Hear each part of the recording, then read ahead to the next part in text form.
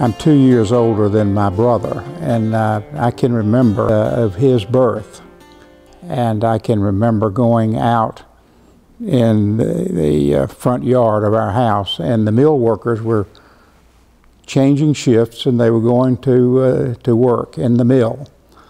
And I was on my tricycle, and I told everybody who came along, "We've got a baby."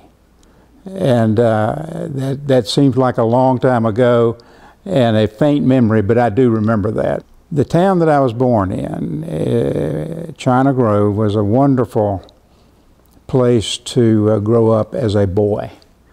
We always felt perfectly safe. We had a good creek within a mile of the house.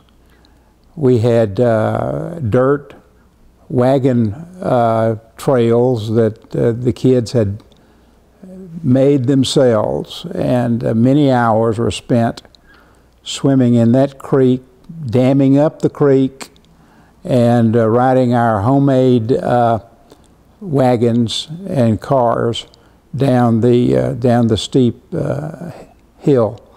And it was a terrific experience for kids. And then later on, when we could play sports, fortunately I had several cousins that lived nearby who loved sports as much as I did, and so we spent many hours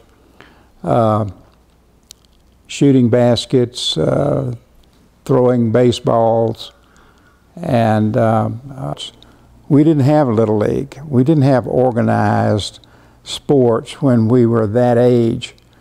The sports teams that we had, we organized ourselves, and it was a terrific experience. It's hard to tell children today that you could make your own fun in those days. We had very few bought toys. Most of the things that we had were things that we improvised and built ourselves, and including our wagons, our little carts, our guns, and one of our favorite war games was, we called them rubber guns, but we had pistols that were carved out and sawed out of wood, and then we would attach a clothespin on there and stretch rubber bands across them, and tie little knots in the rubber bands, and we loved to